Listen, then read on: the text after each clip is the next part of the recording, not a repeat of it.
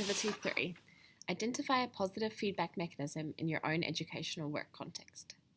A positive feedback mechanism is one that amplifies a particular outcome. An example of this in my classroom is when students who are struggling to read don't read their books at home with their whānau, which leads to them falling further behind in reading. The positive feedback mechanism is students' lack of reading at home, as it is amplifying how far behind they are in reading, as it is limiting the amount of time that they spend practicing this skill. Identify and explain how systems or subsystems in this context are affected by this feedback mechanism. The positive feedback mechanism impacts the wider education system, such as students' confidence and whānau engagement with their education.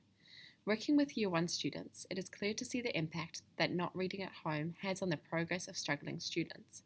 I have found that parents who don't listen to students reading their books also tend to be less engaged in their child's education as a whole. This has far-reaching consequences, as parents are the primary role models for their children, and if they don't appear to engage actively with the education system, then their children are less likely to as well. Additionally, students who are struggling with reading need to spend extra time practicing text to become more confident with them. The lack of practice results in students not becoming competent at reading a book, which in turn decreases their confidence. This may result in them being less willing to participate in reading or across the wider curriculum areas. Critique the effects of this positive feedback mechanism on you, your students, and fellow teachers and parents.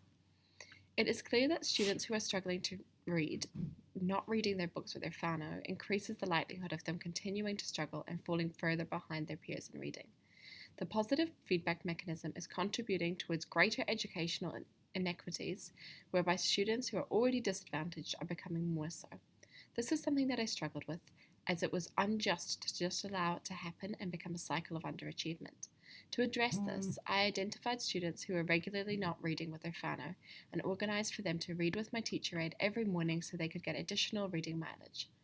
I also spoke to students' parents and listened to their explanations of why they weren't reading.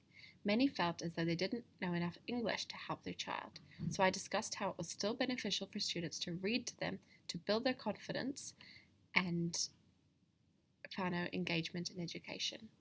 Some parents appear to take this advice on board, and I noticed that with both initiatives running, students made accelerated progress in reading. However, there is still a number of students who don't consistently read at home, but reading with the teacher aide in the mornings is helping to offset this positive feedback mechanism. This has an impact on both me as a teacher, as I have had to organise my teacher aide to read with the students in the morning rather than completing other tasks. It's impacting the teacher aide, as her time is spent working with these students whose whānau aren't actively engaged in the reading process, and it's impacting parents because they are not helping their child by reading with them at home.